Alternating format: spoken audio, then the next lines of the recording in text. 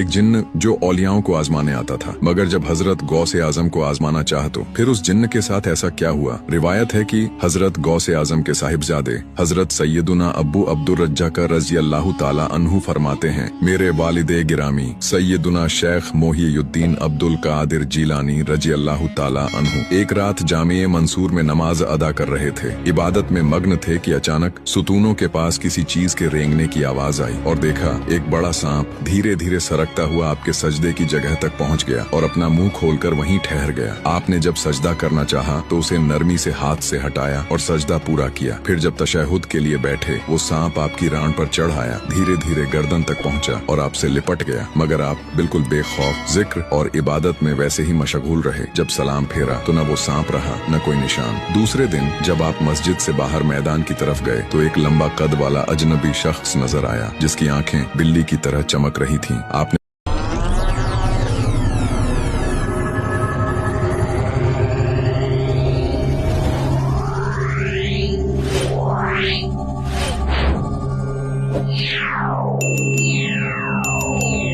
वो कौन थे जिनके दस्तरखान की बची हड्डियां अल्लाह के हुक्म से जिंदा मुर्गा बन गईं और एक माँ की आंखों में यकीन जगा गईं। सुल्तान उल औलिया हजरत गौसे पाक रहमतुल्लाह अलैह की बारगाह में एक औरत अपने छोटे बच्चे को लेकर आई। अर्ज की, हुजूर इसे अपने पास रख लीजिए, आपकी निगरानी में पल जाएगा। आपने मुस्कुराकर फरमा दिया, अच्छा मैं इसे अपने पास रख लेता हूँ। वो बच्चा अब गौसे पाक की तरबियत में रहने लगा। दिन गुजरते गए, महीने बीत गए। एक दिन वही औरत फिर आई। देखा उसका बच्चा बहुत दुबला पतला हो गया है, चेहरे से जान जैसे उड़ गई हो। माँ का दिल तड़प उठा। वो भीतर गई तो देखा हुजूर गौसे पाक के दस्तरखान पर बेहतरीन नेमतें रखी हैं, मुर्गा, गोश्त, बढ़िया गिजाएं और कोने में उसका बच्चा सूखी रोटी पानी में भिगोकर खा रहा है। माँ से रहा नहीं गया, बोली, हुजूर ये कैसी तरबियत है, आप खुद इतने लजीज खाने खा रहे हैं और मेरा बच्चा भूखा सूखा रह रहा है। गौसे पाक ने कुछ जवाब न दिया। थोड़ी देर बाद जब खाना खत्म हुआ आपने दस्तरखान की सारी हड्डियां इकट्ठी की, नजरें आसमान की तरफ उठाई और फरमाया, कुम बिजनिल्लाह, अल्लाह के हुक्म से वो हड्डियां जुड़ने लगी और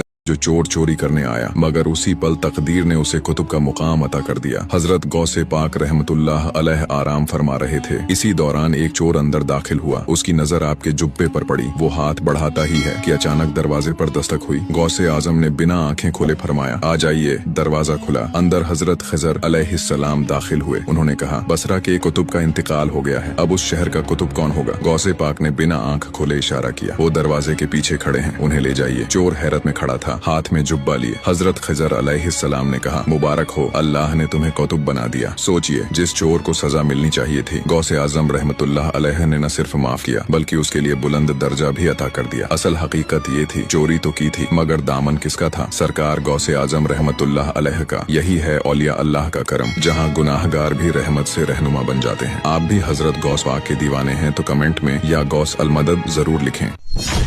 क्या आपने सुना वो वाकया जब जिन्नात ने भी गौसे आजम की मजलिस में हाजिरी का इजहार किया। कहते हैं शेख अब्बू जकरिया यहया बिन अबी नस्र सहरावी के वालिद ने एक बार एक अमल के जरिए जिन्नात को बुलाया, मगर उस दिन जिन्नात कुछ देर से आए। जब वो हाजिर हुए तो बोले, जब शेख अब्दुल कादिर जीलानी कुतबे रब्बानी बयान फरमा रहे हों तो उस वक्त हमें बुलाने की कोशिश न किया करो। उन्होंने हैरान होकर पूछा, वो क्यों? जिन्नात ने जवाब दिया, क्योंकि उस वक्त हम हुजूर गौसे आजम की मजलिस में हाजिर होते हैं। उन्होंने फिर पूछा, तुम भी उनकी मजलिस में जाते हो? जिन्नात बोले, हाँ, और हम मर्दों में बड़ी तादाद में होते हैं। हमारे बहुत से गिरोह ऐसे हैं जिन्होंने इस्लाम कबूल किया है और सबने गौसे पाक के हाथों पर तौबा की है। सुभान अल्लाह। सोचिए जरा वो मजलिस कैसी होगी जहाँ इंसान भी हाजिर हो और जिन्नात भी दिलों में नूर लेकर लौटे। और यही है गौसे आजम की शान, जिनकी आवाज जमीन से उठती है और जिन्नात की रूहों तक पहुँच जाती है। अगर आप भी गौसे आजम के आशिक हैं तो दिल से लिखिए सुभान अल्लाह और वीडियो को लाइक करके चैनल को सब्सक्राइब जरूर करें।